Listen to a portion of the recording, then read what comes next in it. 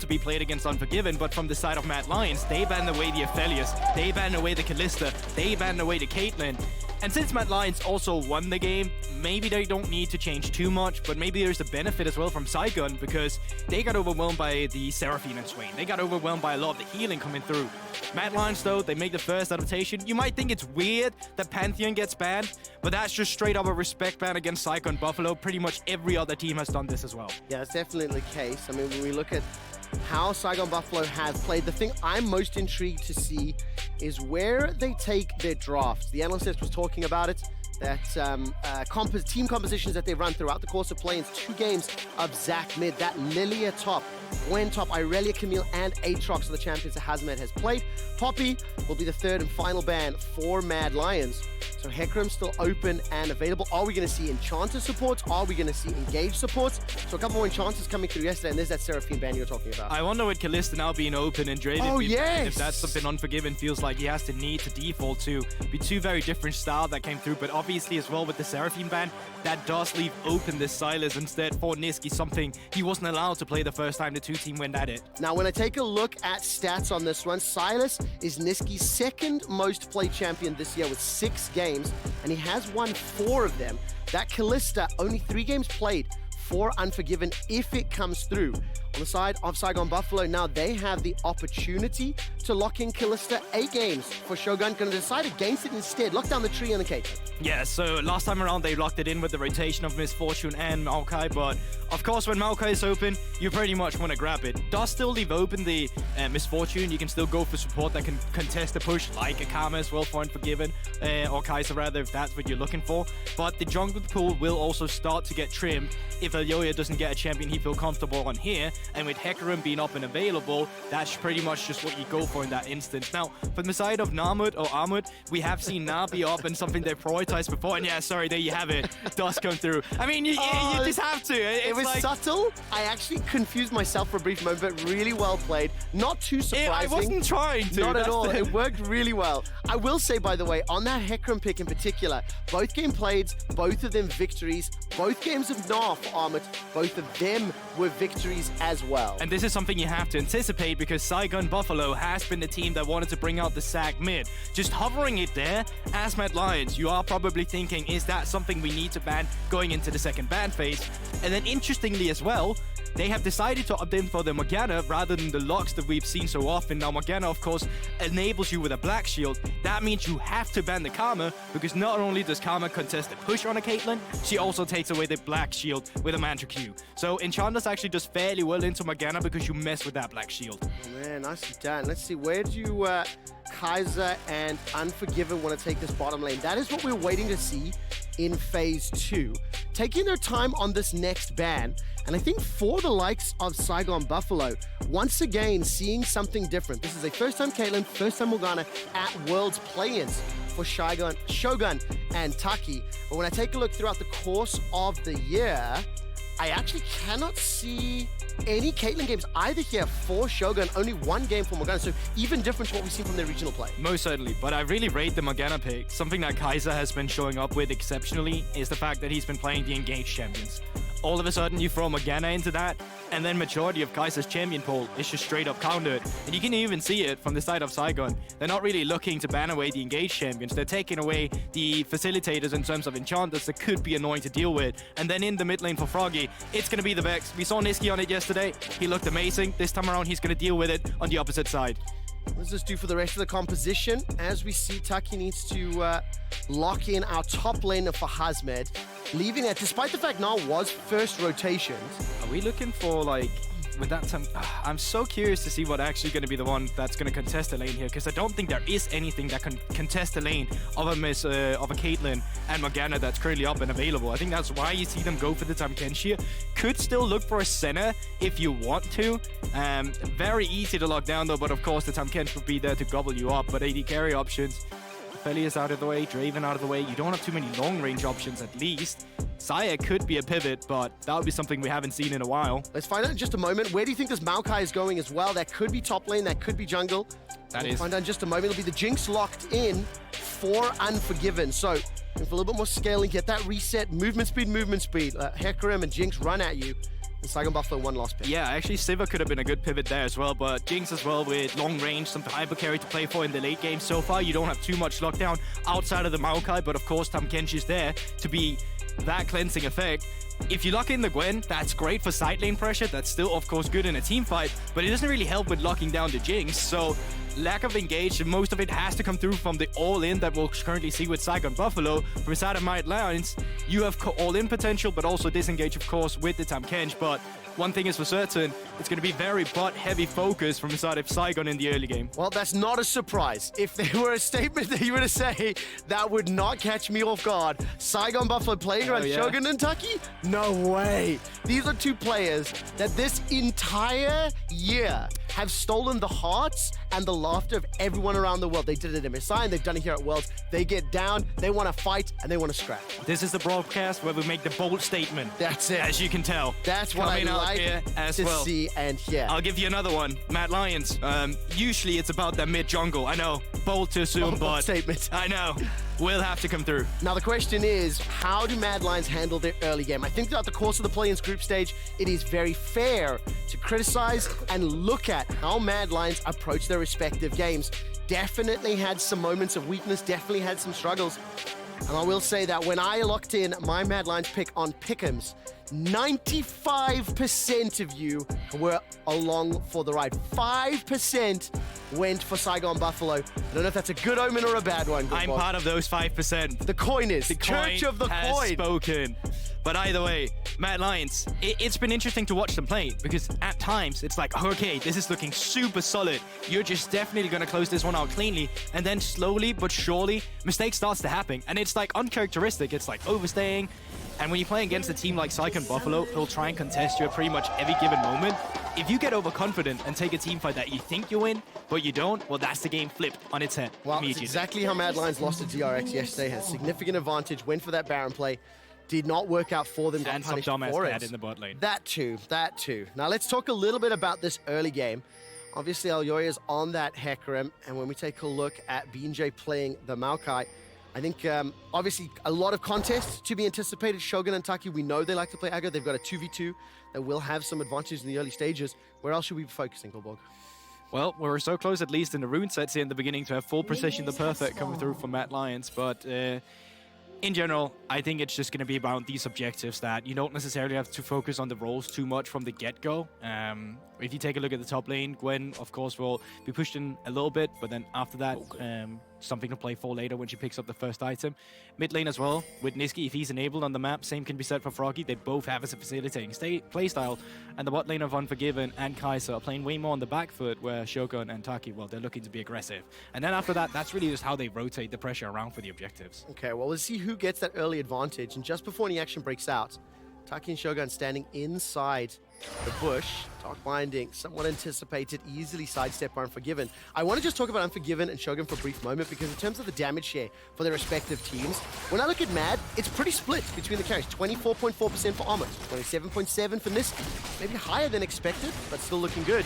And Unforgiven's at 25%. Now I want to contrast that very quickly. Froggy with a couple Galio games, 23% of his team's damage. Shogun, 33%. So just like you talked about, Gulborg, all throughout the play-in stage, Shogun has been the tip of the spear as far as damage is concerned.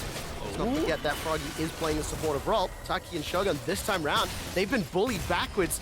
Level 2 for Unforgiven and Kaiser, they take advantage of it immediately. Yeah, great stuff from Unforgiven on Kaiser. Kaiser specifically, because as soon as the Dark Binding was down, he knew he could get aggressive despite being melee. Now, forced to flash though. That was almost a straight line. That flash, I was about to yell at. Kaiser gets out by the skin of his teeth. Summon spells traded 2 for 1 on the side of Saigon Buffalo. Yeah, so now lane goes back to the way it kind of was supposed to go. Mad Lions, they had a window where they almost got a kill on Taki, together with the CC chained up with the Flame Chompers. But after that, it is still Caitlyn Morgana. You get hit by one binding, you pretty much die, and even more so now that Kaiser doesn't have the heal available. Ilyoya has Path down here as well, so has BJ. potentially to secure his bot lane to get the crash in. Then you can get aggressive, see if you want to get a ward on enemy Raptors, get the intel. Elyoya, though, has to be careful if they overcommit. It's a big wave they might be fighting into, and now seeing the Scryers bloom, they should have the intel. Remember, there's no flash available for Taki's Morgana. Elyoya steps forward, gets pinged out, immediately backs away. Top lane playing out exactly as expected. Gulborg, Armwood pushes in early. Hazmed, snip, snip, snip, ghosts up, chases forward. Hyper proc for Armwood, 150 HP, continuing to get away. Underneath the tower, Hazmed stays just out of range, takes one shot, correction, and backs out. Armored, bold, holding onto that flash. Oh, most certainly. I would have seen most people flash out of that situation. Armored, though, apparently knows the limit. Ice filled, or rather veins filled with ice. Here comes that Raptor invade I talked about with the bot lane probably you also have, but BJ. Ooh, takes the tongue lick slashing, but Niski and Elyoya not going to chase. I like the idea of ice filled with veins. That's a much more gruesome visualization. Yeah, well, we are getting close to October if you want to have some Halloween inspiration for that one. That's it. Dress yourself up as an ice cube with some veins in it. I will say, I want to have a little bit of fun with this bottom lane duo because there's so many traps. Once Shogun starts putting a couple of points into that Yordle Snap Trap, I want to look at Flame Chompers versus Snap Trap. I think there's a little mini game that can be played by both of these bot lanes to try and gain control. Before that, though, we're going to rock out on some Guitar Hero Hecarim, looking for a devastating charge into the back of Froggy. Yeah, so could potentially be forced to... Ooh! Flash, and BJ as well making his way down towards the bot lane. He can straight up just walk into the lane and force Unforgiven away, especially when he sees Elyoya up here. Devastating charges available. Froggy flashes over the wall.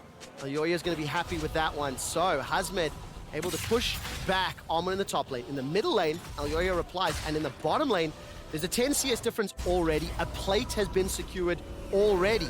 And I think the Caitlyn Morgana taking a lead in the early stages of the game, that's not going to surprise anyone. No, I mean, the game plan, as always, with the Caitlyn Morgana is choke out your lane opponents, pick up plates for yourself, get the plates, move on to a different lane, move up to Herald, and then you keep just rotating this Caitlyn around the board, and wherever she goes, you kind of just pick up the plating. That's the ideal situation with it.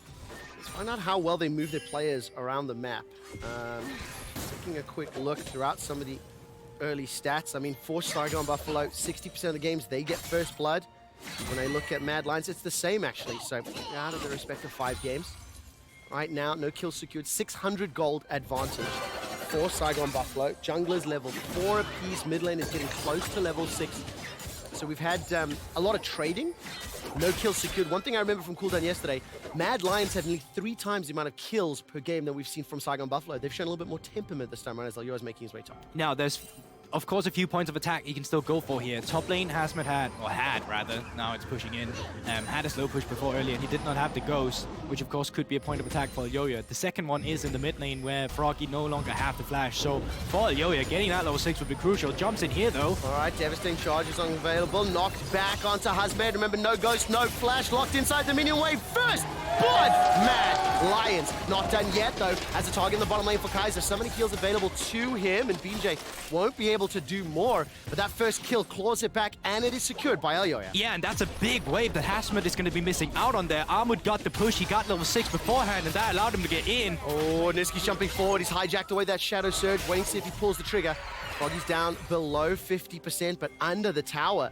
And immediately, Niski again hits that level, goes aggressive. It's also just the fact that they don't have the intel right now where the BJ could be on the map. The vision's just not there to facilitate it. They're going to scout around now, see whatever vision they can get. But look at the map right here. Like, good credit to Saigon Buffaloes. 2 pink wards here, and Mad Lions haven't even spotted them yet. And very important as well, Elyoya as well as Niski mid-jungle. I know it's come to be expected from this team, but the first gank that successfully got the flash from Elyoya was in the mid lane. We saw there a little bit of pressure. The Scuttle Crab was secured by Elyoya. I believe that pink in the river's just been cleared out, and on the minimap, Elyoya is doing the same thing now in the jungle. So both of those wards now cleared. Elyoya are going to be very happy with that. Top side of the map going in favor of Mad, bottom side of the map going in favor of the Buffaloes. Yeah, and I wonder how Mad Lions are going to be playing around with their timings now, because for the side of Saigon, they're just going to keep the pressure going on the bot side, but Mad Lions have kind of displayed they're not really looking to bail them out. They're looking to attack elsewhere. So I imagine as soon as Elyoya get that level 6, they want to try and abuse the fact that Froggy's flash is still down. And if you can get a mid lane kill, then afterwards you can bridge the priority down towards bot side. BJ still looking. Elyoya, level 6, advantage. Ooh, Onslaught of Shadows available. No Nature's Grasp. Fight for those rocks. collect the rocks. BJ takes a couple rockets to the face. Unforgiven was low. There's no engage just yet. Froggy now getting jumped on, smacked by the chains. Here comes Alyoya. No 6 for BJ, remember. Devastating charge into the wall. Onslaught of Shadows causes the fear. Froggy's below 200. He's about to go down. The shield keeps him alive for a few seconds longer. Not enough to save his life. Dragon has been enlisted to help out the Saigon Buffalo. And it's called the snap trap. Holds Kaiser in place. Second kill, Mad Lions. Yeah, really good pickup there, noting that Froggy is down in position where he can get pincered up. Too aggressive from Niski afterwards, walking over, or rather flashing over the wall. Unforgiven was not in a position to follow up, so man advantage was in favor of Saigon. But either way, you take those kills and you get out. Very nicely done. Armor once again under some threat. Flash is available to him. Needlework and snip, snip, snip from Husmed. He's dropped the ghost, flashed away from Armor, now below 200. Underneath the tower, and Husmed will once again fail to complete the kill. Armor's up 15 CS and stepping back into the well. Yeah, but definitely not clean for Mahmoud either. Missing the boomerang in that exchange, trying to get up the Nabar just so he can survive a potential dive. But once again, bot lane still under attack. Cleanse forced to come out from Unforgiven too. Oh, look at the Flame Chompers up in the top lane. Husmed now trying to trade back and forth. The boulder toss, the auto! Armlet! He turned that around, adding Pink Gnar to his champion pool. In the bottom lane, nobody able to secure that kill. That was an impressive turnaround from Armlet. Yeah, and it's good tempo in the communications as well, especially when you consider the bot lane must be like, we need help, guys, we need help. But then Armwood out of nowhere gets the solo kill through, boots the kind of mood and morale as well on the top side, knowing that you still have other things to play for. And now with Herald having spawned up on the map, with a mid lane with an advantage, with a top lane with an advantage, with a jungler that's suddenly 2-0, you should be looking to push the bot lane in, move your support up, and look for a Herald play. It's going to be up to Shogun to really make use of this advantage. He's up 20 CS, he's secured 3 plates already. And that's why Saigon Buffalo are only down 500 gold, despite being down 3 kills. Rift Herald is secured here by Mad Lions again. And this, the Scuttle Crab, correction, has been secured there by Mad Lions, so they can use that vision, use that play. Rift Herald now starting up. No contest, so this should be secured as well. Yeah, but the cross map on the side of Saigon Buffalo should just be like, well, they're using so many members on the top side. We can take the first turret for free on the bot side instead. So Mad Lions, they need to acknowledge that this is probably what's going to happen, and then they have a counter response which can be, well, we'll use the Rift Hell on the top side on the mid lane afterwards. But you can already see it on the map. Like vultures, Saigon Buffalo are just scavenging towards the bot side. Oh man, whenever there's prey left in the fields of the savannah from Lions, the vultures do come to pick at it. But I will say, the fact that Mad Lions were able to secure the Herald, I don't want to defend the fact that this tower's under pressure. Of course it is. BJ spent a lot of time. Shogun is now under threat. Nature's Grasp comes up. Flame Chompers locks down the tree. Alyoya's got the Shadows of Onslaught available. Niski's also hijacked himself. That Nature's Grasp. Do they pull the trigger? The trees are rolling. Nyan trees flying forward. 1, 2 players rooted. The Mad Lions will not chase further. They've defended the tower. They secured the Herald. There's a possibility they could even look for Dragon if those recalls complete. Not going to go for it right now. No, but they can look to extend the tempo as well. They know that they're going to be in reset time, as they know Froggy's still towards the bot side. So if you wanted to use the Rift Herald, there was potential for it to get free platings. Well, that gold lead still only 300. Very important to note that Shogun's Caitlyn has picked up the Kraken Slayer. He is still plus 20 odd CS over his opposite number. You can look at the gold. Armut and Alyoya leading the charge, then Niski, somewhat to expectation. And this is where, if you are a fan of the Buffaloes, you got to keep an eye on Shogun's positioning. Na's going to be jumping from, Hecarim's going to be flying for him.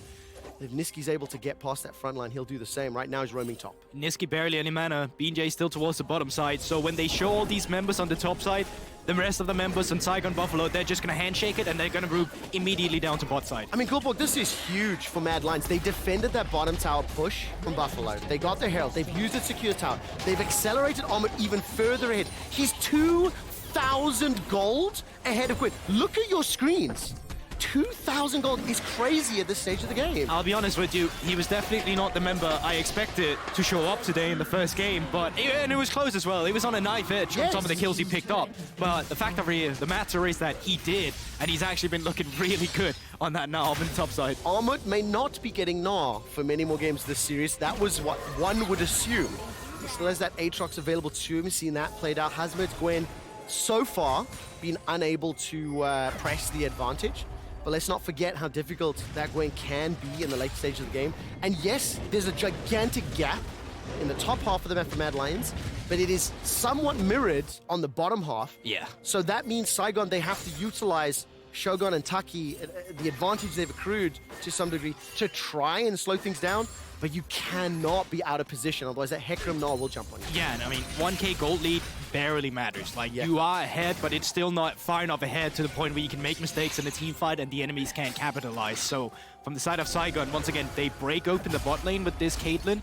Now they're going to move her around the map to see what else they can get, because she is the spear in this composition. And B&J is now looking to shut down Pink Gnaw. His flash is on cooldown, if I'm reading that correctly. Starting to back out, got that hyper proc.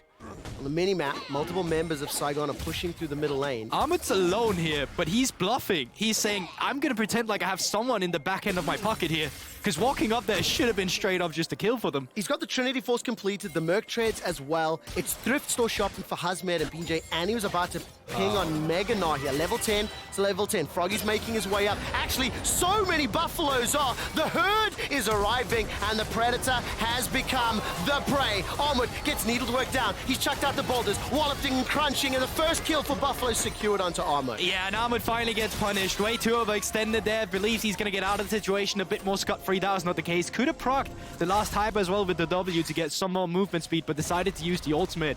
In turn, though, he is pretty much on a solo mission. They're going to be losing some damage on the bot side turret, but turret damage will be traded on the top side as well. So once again, don't really see the idea of being so overextended. Yeah, right now the pressure in the mid lane was captured by Mad Lions. They pushed it back out. You can see Shogun currently defending. Tower traded, maybe. There's no one here to defend, so if Niski sticks around, he can secure it. And in contrast to the first game that we saw between these two teams, this has been a little bit cleaner from both respective teams. But because of the power differential between the top and the bottom half of the map, this gold difference, again, stays steady at 1,000 as we crest the 15-minute mark. 2 towers apiece, second dragon spawning in 2 minutes. So, Goldberg, let's keep our eyes on vision setup, and if either of these teams is going to make a play to secure that. And I actually really like for Mad Lions that the game is so slow for them, because I think one of the weaknesses that Mad has, well, it's clearly also a strength. This is a team that really wants to be proactive. They want to be the team that makes the play. They want to be the team that dictate the pace of the early game. The problem for them is when they meet a team that want to dictate the pace just as much as they do, they try to one-up them. They try to play faster. And when they try to play faster, it gets messy. So just stylistically speaking, I always thought that the VCS would be difficult for Mad because they play a very kill-heavy game. But this time around, it's been very slow, and it's allowed Mad Lions to just play that game. Shogun and Taki have been putting the tower pressure on. BJ hasn't been able to set up the kills just yet, and Hazmed's tried. He's tried to kill Ahmed, but didn't work out. I do want to draw everyone's attention again briefly to your itemization. Shogun's got that rapid-fire cannon completed. Just a moment ago, Unforgiven finished his Kraken Slayer, and this could be a 4v4. As 2 members of Mad Lions flanking each side of the Buffalo. Alyoya's coming in from behind. Gulbo, do you reckon he goes for the engage? Oh, you can certainly look for it right here. They're going to get pincered. Ahmed almost mecha. Mega Gnaw. The trap is available. Mad Lions, do they pull the trigger? Holding on to it for now. Nature's Grasp was hijacked away. Both of these teams showing a level of restraint that is frankly shocking to me at this point in time. Yeah, but they also just still have the setup. You can see here Riftail has been started out. Ahmed is still on the back end of that if he wants to flank. No flash available, but Psycho and Buffalo, what are you committing to a place here? We're going to find out. Riftail's just about to get secured. The hijacked Nature's Grasp is thrown down. BJ's locked in place. He fires out one of his own and everybody lines up. Mega Gnaw will whiff, and the unstoppable onslaught will at least slow people down. Rocket after rocket. Unforgiven's looking to get excited. Zap won't find its target. The Boomerang does, and Mad Lions, they get the Herald, they get a kill, and they get out. Yeah, and Drake spawns up in 20 seconds as well. You can go for reset timers here and be ready to contest the next objective. Is that what you're looking for? Sylas ultimate has a really low cooldown. You can't take the Maokai ultimate, but you can still look for the Morgana instead. And Saigon, they just become so split. 2 members are trying to deal with Ahmed on the back end. Only 1 member can get the Black Shield. So as BJ's just kind of stand there to get a taste of his own medicine, well, that Sap Magic doesn't really taste as good as he thought it was going to do as he just gets taken down. Man, for Mad Lions, such a controlled passage of play the last few minutes. Very, very happy faces. Mediocrely happy. I've seen happier. I mean, Mac is quietly confident. When you look at his face long enough, that little smile is controlled. It's also game 1 in the best of 5. But the way it feels to me right now, Gilborg, do you have an older brother? No? I am the older brother. Fantastic. So, when you look at your younger siblings, you put your hand on their forehead and say, why? Try to reach me. Their arms are too short. They can't swing. That's what it feels like Mad Lions have done. They've fended off the aggression of Shogun and Taki. They're still 0-0-0. I'm going to stop you there. My little brother is taller than me. But you get the idea. I understand the idea. Yeah, That's sorry. what yes. I wanted to Yep, hear. there you have it. And right now, Mad Lions, they pick up the second dragon of the game. We're playing for an Ocean Salt on the Ocean Rift. And that's now updated. That gold lead still very close, 2,000. But I think it's crucial where the difference is in who has the advantage. It's the engage options for Mad, which in theory, in my head, makes their team fighting just a little bit easier to kick off to start. They've got that small advantage. It's also just the longer the game goes in terms of if Unforgiven gets a reset, he's going to have way more value as an AD carry that Shogun's actually going to have. Shogun likes to play around rotations as a Caitlyn. In terms of your cooldown, in terms of fighting the headshot. It's the reason why you also buy rapid fire cannon so often on the Caitlyn. You want to outrange, you want to get some damage through, and then you wait it up again and find the poke. She's really good in siege situations where she's the one that gets to set up the objective first. Problem is for Saigon, they've not been in a situation where they actually were the ones to set up for the objective themselves. And I think the Flame Chompers as an answer to that Caitlyn setup as well, both sides having a fair amount of zone control. The fact that Nature's Grass can be hijacked as well, steal that away when Meganar's up, definitely has an influence. So like positioning around these fights that are to come will be so important. Second item we just saw picked up a moment ago for Armut. He's got himself that wit's end. So definitely wanting to stand toe-to-toe. He's got that advantage over Gwen. Keep Gwen down for as long as you can. Deny one of those keys to victory here for Saigon in terms of activating Hazmid on us. Oh yeah, and I think as Saigon, you don't have to be too nervous. This is the point in the game where Mad Lions usually start to show cracks in their gameplay. Really have not been as clean as they wanted to in terms of closing out games. So you can already see they still have decent good vision control from Saigon. You also have the saplings to play around with. You don't have to overreach anything. It's not like you're on timer with the Soul. Even then, the Drake, individual Drakes, are going to be Ocean. They don't matter very much in the mid game as an individual Drake. More like really good for laning phase if you get the first one. Now, of course, for the Mad Lions, and a little bit of hopium on my side. Oh, yeah? This is a little bit more of what I think we saw yesterday against DRX in terms of the level of control. And how did that go? In comparison to the previous 4 games. So, for the first 20 minutes, if you look at the 6 games that Mad Lions have now played, this is on the back end of their group stage. Starting strong, starting clean. A 5-man stack here from the Mad Lions, plus the Rift Herald. Teleport is being channeled, and Hazmed's making his way. He's held on to that cooldown. Once again, that hijack Maokai ult is thrown down. Niski needs to be careful of the snap trap. Sidesteps it. Alyoya's devastating charge is lined up. And just the threat alone, the zone control, allows Mad to pick up that tower with the use of the return. I mean, the Maokai ultimate is so broken. Yes. The problem that Saigon is facing right now is that it's more broken on Niski than it is on BJ. Black Shield can only get utilized on one person. This time around, it was BJ who got the Black Shield. Who did that leave anyone out to dry? Shogun, forced to cleanse away. BJ, then again, getting picked apart by the rest of the CC following up. Mad Lions barely have to do anything. And you just wait till that Maokai ultimate is available for you. And Gulborg, if everybody lines up, one in a line straight behind a target so they don't get rooted, well, then you're a fantastic target for a Nara or Hecarim. So there's a lot of great synergies in the engage tool. But also just the way that it's actually sent out here by Niski, because exactly as to what you say right here, if they all stand against the wall there, they're going to get absolutely demolished afterwards. It's such a good angle to just zone people down away from the turret. Very elegantly done. This will extend Mad Lions' gold lead to something that's, I think, more meaningful. 3,000 gold at the 21-minute mark. They've got 3 towers to 2. More importantly, the flow of the game has been dictated by Mad Lions. It's Alyoya's ganks and movement around the map, plus Armut's ability to fend off Hazmed in the early game that truly has allowed them to get to this point. And that Jinx, despite still being down 30 CS, has got the second item completed, is now moving into the phase of the game where you start to prefer Jinx in these next 10-15 minutes than you do a Caitlyn. Oh yeah, 100%. Oh, I mean, I already prefer it now. Even with an item behind, I'm not going to lie to you, just because of what's built around it. The fact that even if they get the great pickup from Saigon Buffalo, if they get on towards Unforgiven, well, Kaiser's just going to be there to gobble him up immediately. Okay, so Gulborg, let's turn our perspective to that of the Saigon Buffalo. They have been pushed around, but they have managed to pick up cross maps. They have managed to pick up a kill of their own. How did they claw back control from Mad Lions? Well, it's once again about finding these pickup and vision pockets. You can even see it now. Mad Lions, they're playing a 1-3-1. Usually we don't see teams try to go for this too much because there is the risk that you'll get picked apart. And that risk is, of course, in the mid lane as well here, where you can see 4 members against the 3. Nisqy now, after having pushed in bot lane, will then move into the mid lane. But as Armut is pushing up the top side, they'll have to respond to the pressure at some point from Saigon Buffalo. And you have to wait as Mad Lion. You cannot go forward in the mid lane before someone stops Armut. And if they don't, that's great. You just get a turret for yourself. I mean, where Buffalo's hunting there, it looked to me like they were trying to set up a death bush. No response top, so Armut keeps pushing. Exposed inhibitor, there's nobody back there, so the tower's dropping before this dragon will even drop.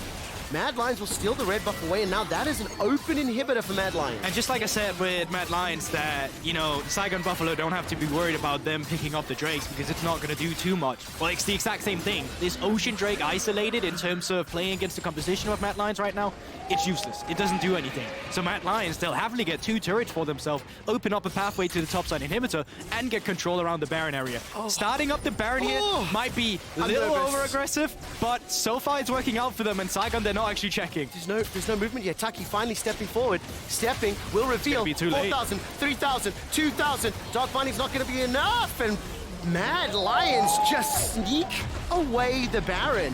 They managed to expose the inhibitor top. They extend the gold lead to 6,000.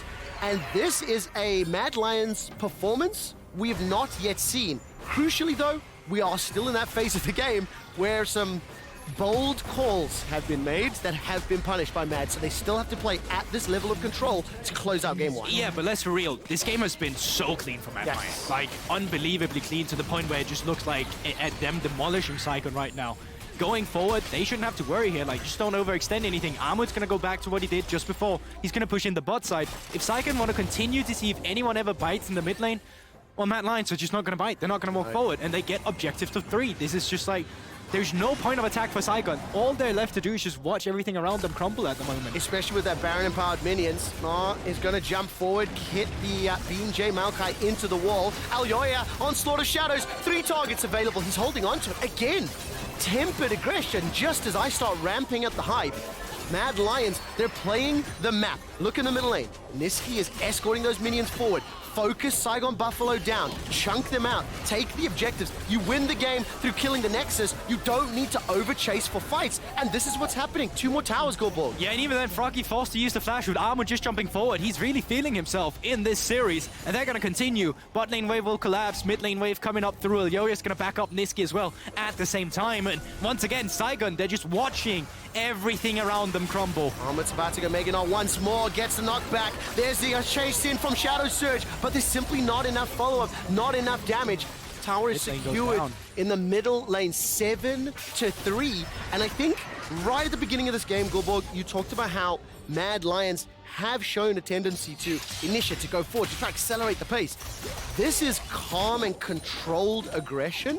Maybe aware and realizing, don't get down into the level of Saigon Buffalo. Don't fight them at their game, because they might just be better at it. This is a team that really wants to add a 1 best of 5 to their resume, at least coming out from this first game that we see. They're not taking any chances, as you're saying. And you're laughing, but I mean, it's true no, from the way that they're playing. True.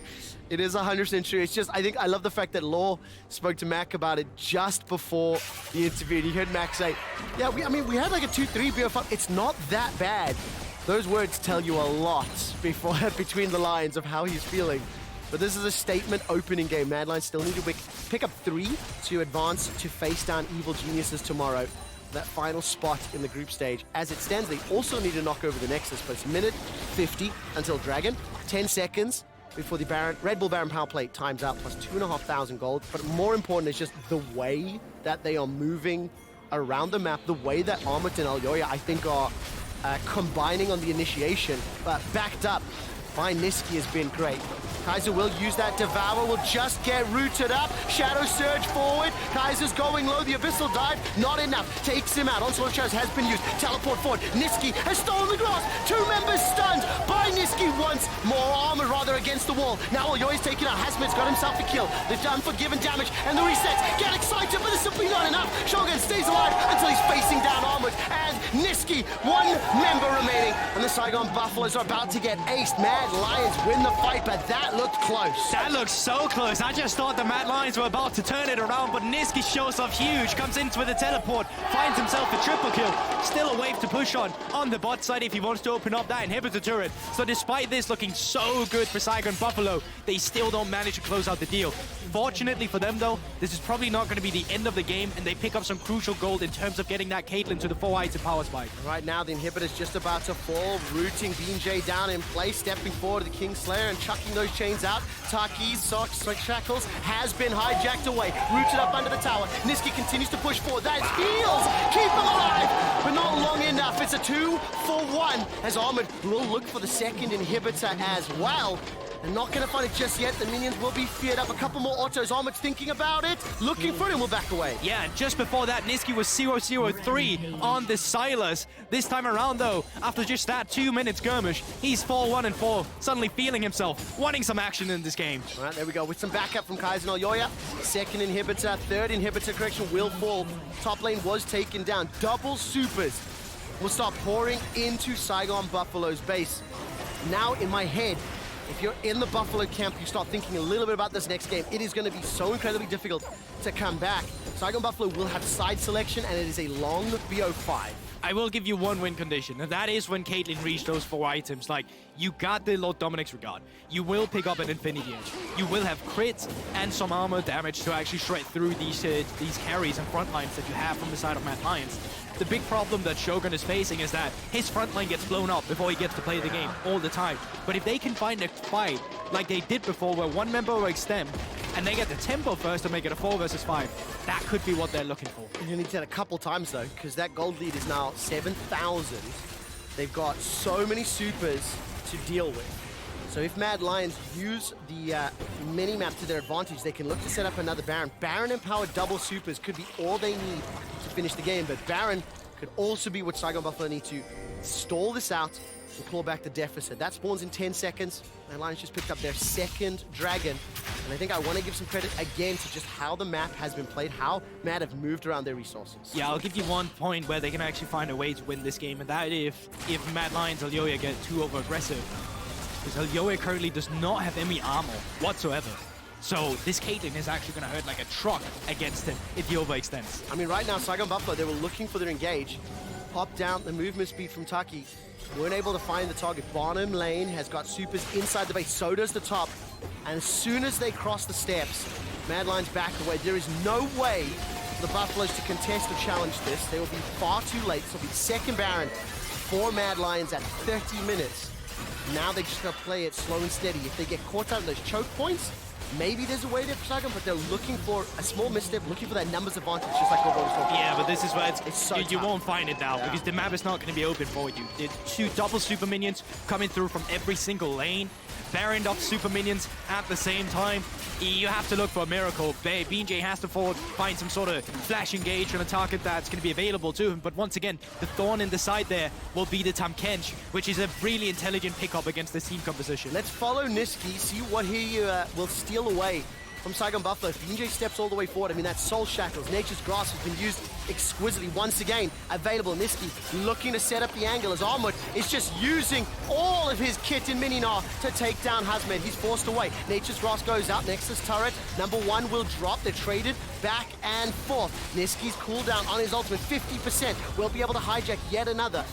Boulder Toss tags out Buffalo, and Buffalo are trying to defend, but they are being overwhelmed. Yeah, they most certainly are. You can even see it, ultimate's getting thrown up, but nothing's connected from the side of Mad Lions, though. They're getting the play in now, desperation. Hazmed is going all the way forward with their hallowed miss. Kaiser forced to flash to safety. That's a 1-for-2 trade. No Gwen, no Vex, no Maokai. Saigon Buffaloes are being eaten alive inside their base, and the Mad Lions will strike first in this best of 5. It was a slow game this time around, but my god, was it clean for Mad Lions, and a new look to them, I'd say, in terms of how it was actually played out. Only they did look messy in the mid lane where the teleports came through from both teams.